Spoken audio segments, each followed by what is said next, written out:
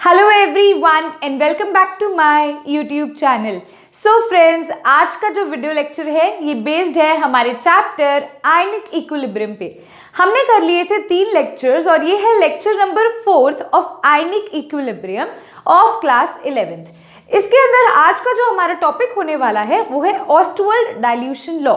बहुत ही important topic है और ये एक मेजर रोल प्ले करता है पीएच की कैलकुलेशन में। तो आज हम सबसे पहले स्टडी करेंगे भी ऑस्टवर्ल्ड डाइल्यूशन लॉ क्या होता है। अभी तक जो हमने प्रीवियस लेक्चर के अंदर पढ़ा है आयनिक इक्विलिब्रियम में, वो हमने स्टडी किया है एसिड और बेस के कंसेप्ट को। भी हम एसिड और बेस को 3 थ्योरीज पे डिवाइड कर सकते हैं और क्लासिफाई कर सकते हैं उन 3 थ्योरीज की हेल्प से। सबसे पहले थ्योरी जो हमने देखी थी वो थी आर्हेनियस कंसेप्ट या आर्हेनियस थ्योरी आप कह सकते हैं।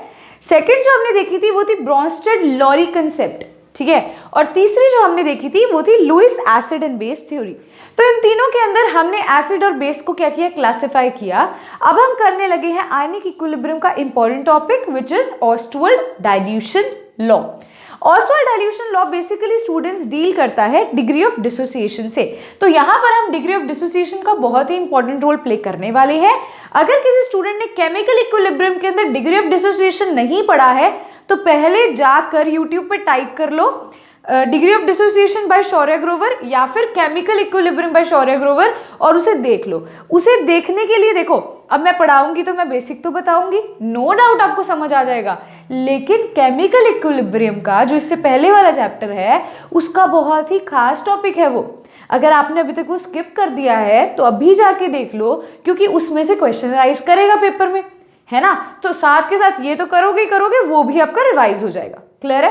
देखिए यहाँ पर बेसिक भी समझा दूंगी जो यूज होगा केमिकल इक्विलिब्रियम का, बट कुछ क्वेश्चंस ऐसे हैं जो आपको खुद प्रैक्टिस करने होंगे। उसके अंदर मैंने बहुत क्वेश्चंस करवाए हैं तो वो प्रैक्टिस जरूर कीजिएगा।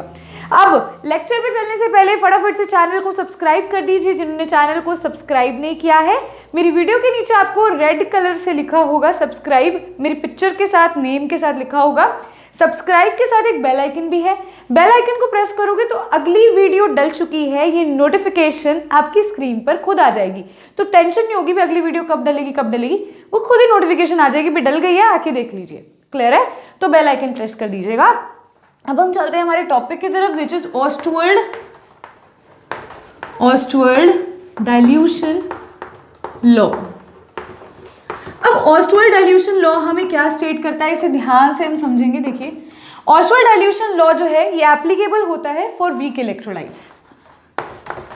This law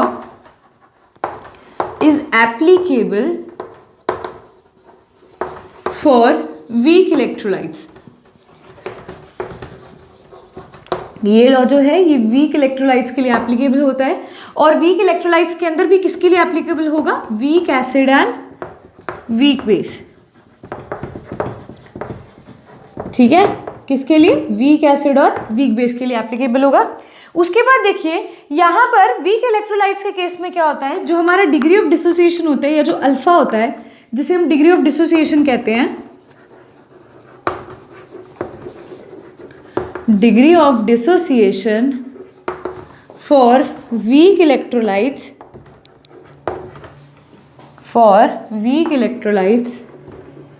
is very small।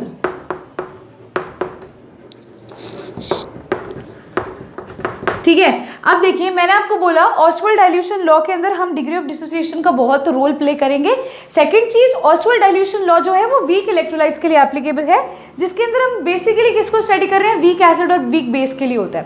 ठीक है, और यहाँ पर अल्फा यानी कि जो डिग्री ऑफ डिसोसिएशन है उसकी वैल्यू क्या होती है, बहुत बहुत कम होती है माय डियर स्टूडेंट्स। तो अब आप क्या करने वाले हैं, केस लेने वाले हैं। ठीक है, मान लेते हैं ए बी है एक हमारे पास, मान लेते हैं लेट केस एग्जाम्पल ले रहे हैं, ए बी है हमारे पास जो कि क्या है, एक वीक इलेक्ट्रोलाइट है। अब इस वीक इलेक्ट्रोलाइट का हम क्या कर रहे हैं, डिग्री ऑफ डिसोसिएशन चेक करने वाले हैं। तो मैं बोलती हूँ ये ए बी वीक इलेक्ट्रोलाइट किस में स्प्लिट हो रहा है, ए पॉजिटिव और बी नेगेटिव में स्प्लिट हो रहा है।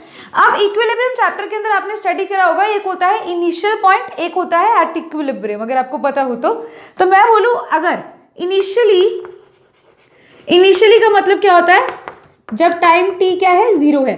समझो ये मैं मतलब एक बर्गर के एग्जाम्पल से आपको हमेशा एक्सप्लेन करती हूँ। मैं किचन में खड़ी हूँ, मुझे भूख लग रही है, रात का टाइम है, और मैंने डिनर भी नहीं किया, मुझे भूख लग रही है, मैं पढ़ रही हूँ, 3-4 बज गए हैं सुबह के, और मेरे को मुझे कुछ खाना है, ठीक है। मैं बर्गर बनाने गई हूँ तो किचन में मेरे पास क्या था, मेरे पास पड़ी थी ब्रेड, ठीक है, जिसके अंदर मतलब मैंने सामान डालने, मेरी सामग्री डालनी है, मेरे जो भी हैं फूड इंग्रेडिएंट्स वो डालने हैं, ठीक है, जैसे सैलेड हो गया, चीज़ हो गया, व्हाटएवर द टिक्की हो गई, तो ये सब मैंने उसके अंदर डालना है ना। अभी मेरा बर्गर बना नहीं है इनिशियली का मतलब क्या होता है, अभी बर्गर बना नहीं है, बर्गर बनेगा, बर्गर अभी बना नहीं है, अभी रिएक्टेंट है मेरे पास। रिएक्टेंट मतलब जो रिएक्ट करेंगे, और प्रोडक्ट यानी कि जो रिएक्टेंट रिएक्ट करने के बाद चीज बनेगी उसे प्रोडक्ट कहते हैं। रिएक्टेंट क्या हुआ, जो चीजें रिएक्ट करेंगी।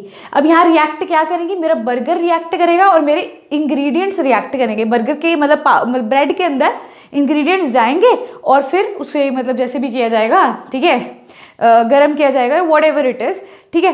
तो उस टाइम पर उसके ब्रेड के अंदर इंग्रेडिएंट्स जाएंगे, मतलब उन दोनों की रिएक्शन होगी, तो ये मेरे दो रिएक्टेंट है। इनिशियली अभी मैंने सिर्फ सामान निकाला है, मेरी रिएक्शन अभी शुरू नहीं हुई है, मेरा अभी बर्गर नहीं बना है।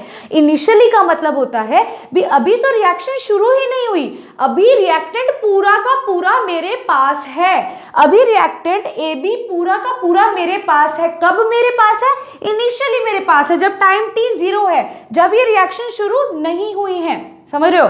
अभी मेरा बर्गर बना ही नहीं है, अभी मैं जाके देख रही हूँ ये सामान है, सामान इकट्ठा किया है, तो सामान पूरा है, सामान खत्म होकर बर्गर नहीं बना। सामान खत्म कब होगा, जब उसका बर्गर बन जाएगा और मैं खा जाऊंगी, तो सामान खत्म हो जाएगा।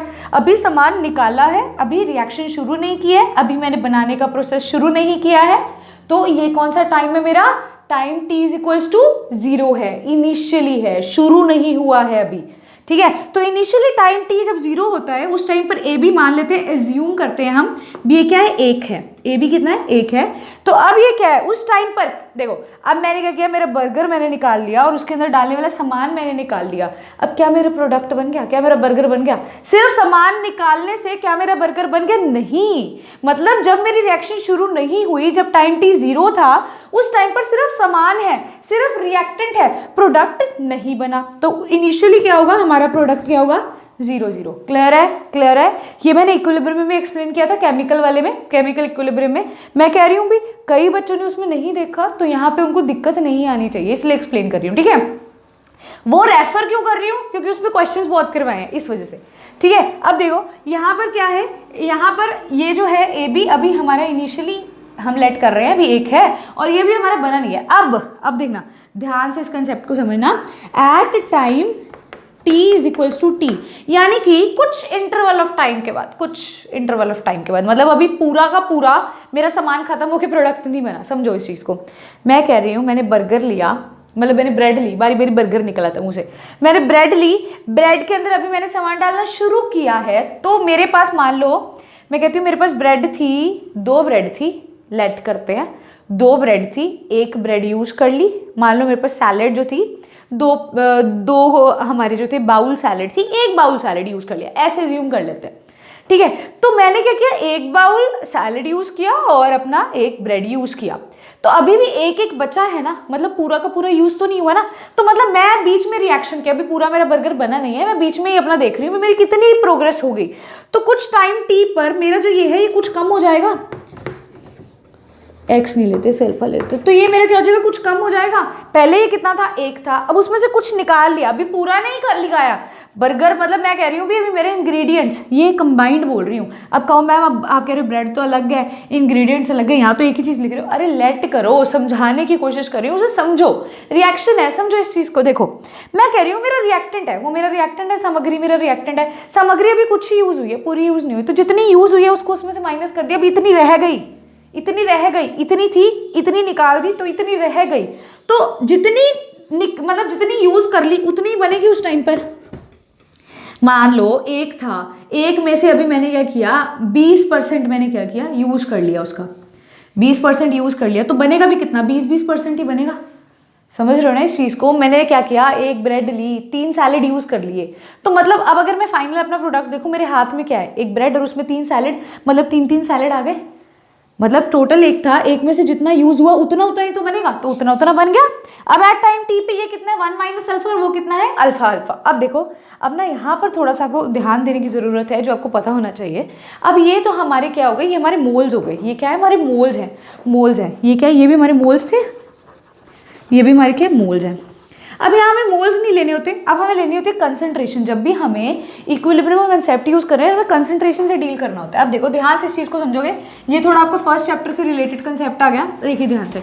ये तो होपफुली आपको समझ आ गया होगा 1 कैसे आया, 0 0 कैसे आया, क्योंकि अभी तो रिएक्टेंट मेरे हाथ में था, प्रोडक्ट बना नहीं, तो 0 0 है। कुछ यूज कर लिया तो जितना यूज किया उतना ही बनेगा, है ना। अब इधर आ जाओ, अब मैं बात करती हूँ आपके फर्स्ट चैप्टर की मोल कंसेप्ट की। तो मैंने उसमें आपको बताया था भी कंसंट्रेशन क्या होता है। पहले उस चीज़ को समझो। मान लो मैं कहती हूँ 1 मोल है, 1 मोल है और 1 लीटर मतलब मेरे पास वॉल्यूम है, तो इसकी मोलैरिटी कितनी होगी 1 मोलर। मोलैरिटी क्या होती है, number of moles by volume, ये मतलब कंसंट्रेशन हुई अपनी। अगर मैं कहूँ 1 ही मोल है और 10 लीटर हमारे पास क्या सॉल्यूशन है, तो मोलैरिटी कितनी होगी 0.1 मोलर। क्यों, क्योंकि कंसंट्रेशन क्या होती है, मोल्स बाय वॉल्यूम। कंसंट्रेशन होती है मोल्स बाय वॉल्यूम होती है कंसंट्रेशन। अगर मैं कह रही हूँ यहाँ पे 1 मोल है, तो मेरी कंसंट्रेशन कितनी हो जाएगी 1 बाय वॉल्यूम। कितनी हो जाएगी 1 बाय वॉल्यूम। अब यहाँ पर मेरे को कंसंट्रेशन चाहिए, तो मैं इसको क्या करूँगी, सबको वॉल्यूम से क्या कर दूंगी, डिवाइड कर दूंगी, क्योंकि मेरी क्या है मोल्स है। सबको क्या कर दूंगी, वॉल्यूम से डिवाइड कर दूंगी। तो ये मेरी क्या आ गई, this is my concentration. Concentration at कौन से टाइम, एट टाइम टी पे आ गई। क्लियर है, पक्का क्लियर है, होपफुली आपको ही क्लियर होगा। अब अपन ने क्या करना है, ध्यान से देखिए। अब अपन लगाएंगे law of mass action. Now apply law of mass action. Law of mass action क्या कहता है, ये देखिए। इक्विलिब्रियम कांस्टेंट किसके इक्वल हो जाएगा, ए पॉजिटिव, ये तो चीज आपको सिखा रखी है, B negative divided by A B. अब इसकी कंसंट्रेशन की वैल्यू पुट करेंगे। ए पॉजिटिव की कंसंट्रेशन कितनी है, alpha by V. B positive की कितनी है, अल्फा बाय वी। और नीचे वाले की कितनी है, 1 माइनस अल्फा बाय वी। तो 1 वी से 1 वी गया, यहाँ से क्या आ जाएगा, alpha square by V into 1 minus alpha. ये किसकी वैल्यू आ गई, के की वैल्यू आ गई। किसकी आ गई, के की वैल्यू आ गई। क्लियर है। एक चीज देखो, अब मैंने आपको यहाँ पे बोला भी Oswald dilution law weak electrolytes के लिए होता है, और वीक इलेक्ट्रोलाइट्स में जो डिग्री ऑफ डिसोसिएशन है वेरी वेरी स्मॉल होता है। डिग्री ऑफ डिसोसिएशन अल्फा जो होता है वो वेरी वेरी लेस देन 1 होता है। तो यहाँ पर हम क्या कर सकते हैं, नीचे 1 माइनस अल्फा को क्या कर देंगे, निगलेक्ट कर देंगे। तो यहाँ से हमारे पास के की वैल्यू क्या आ जाएगी, के की वैल्यू आ जाएगी अल्फा स्क्वायर बाय वी। क्या आ जाएगी, अल्फा स्क्वायर बाय वी आ जाएगी, क्योंकि कौन सा केस है, वीक इलेक्ट्रोलाइट का केस है। और वीक इलेक्ट्रोलाइट के केस में क्या होता है, वीक इलेक्ट्रोलाइट के केस में हमारी जो अल्फा होती है वेरी वेरी स्मॉल होती है। पहले तो वीडियो को पॉज करके इसको नोट करोगे, दोबारा एक्सप्लेन करती हूँ मैंने क्या किया। 2 मिनट लगाओ फटाफट, वीडियो को पॉज करके पहले लिख लो। अब देखो यहाँ तक आपको समझ आ गया था, ठीक है। अब मैंने आपको ये समझाया, मान लो मेरे पास 1 मोल है और वो 1 लीटर सॉल्यूशन में है, तो यहाँ से अगर मैं कंसंट्रेशन बोलूँ तो 1 मोलर आएगा। कंसंट्रेशन होता है number of moles by volume, right. तो यहाँ से number of moles by volume यानी कि 1 बाय 1 1 आ जाएगा। 1 बाय 10 कितना आएगा, 0.1। यानी कि फॉर्मूला हमारा क्या होता है, concentration is equals two moles by volume. अब 1 मोल है तो कंसंट्रेशन क्या होगा, 1 बाय वी। अब कंसंट्रेशन यहाँ चाहिए, ये मेरे पास मोल्स थे, इसे वॉल्यूम से डिवाइड कर दो तो कंसंट्रेशन हो जाएगी। तो ये हमारी कंसंट्रेशन आ गई। अब हम लगाएंगे लॉ ऑफ मास एक्शन, जिसमें पहले प्रोडक्ट का लिखते हैं डिवाइडेड बाय रिएक्टेंट का लिखते हैं कंसंट्रेशन। प्रोडक्ट की क्या है, अल्फा बाय वी। बी की क्या है, अल्फा बाय वी इंटू करेंगे divide by 1 minus alpha by V. 1 V से 1 वी कैंसिल हुआ, अल्फा से अल्फा मल्टीप्लाई हुआ, alpha square by v into 1 minus alpha.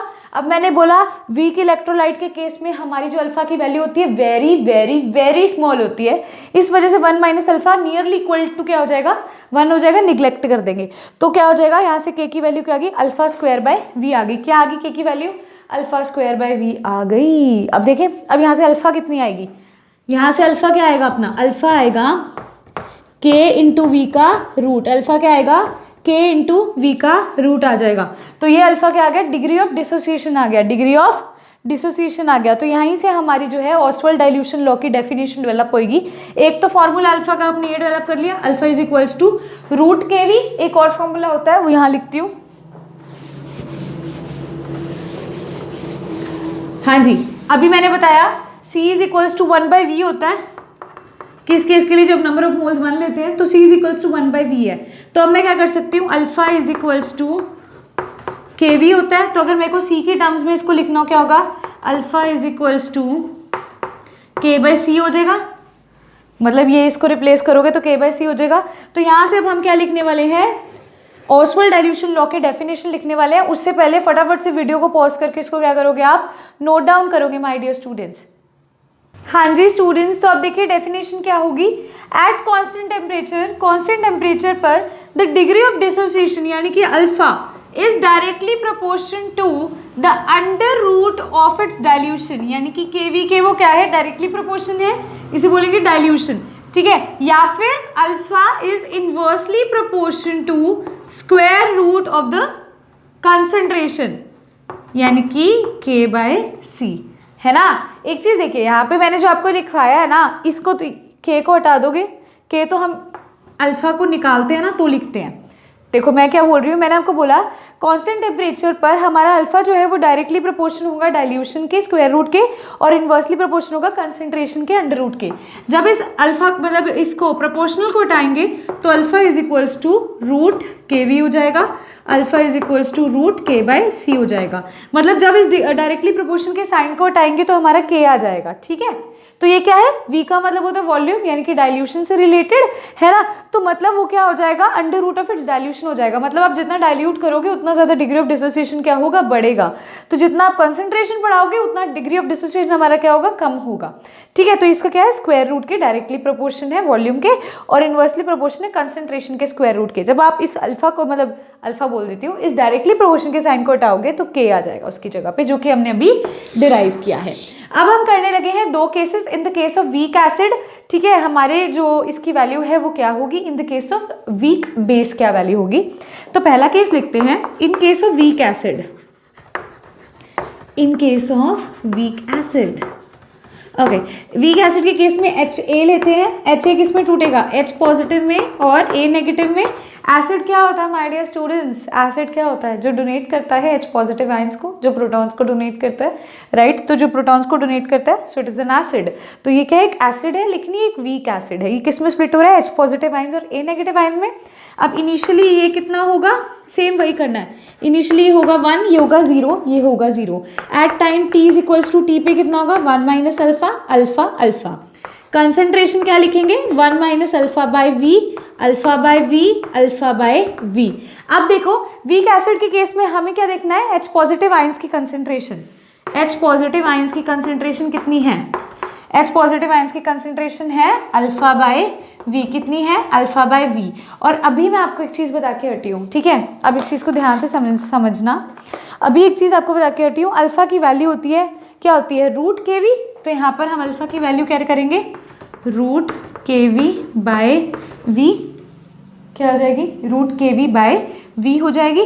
तो इसको जब हम सॉल्व करेंगे, यहाँ से हमारा आंसर जो आएगा वो आएगा H positive is equals to root kv, क्या हो जाएगा, H positive is equals to, इसको Ka लिख देना, इसको क्या लिखेंगे, Ka लिख देंगे। अब ये कैसे आया इसको भी समझाती हूँ। देखो ये हमारा ऐसे है 1/v इंटू kv।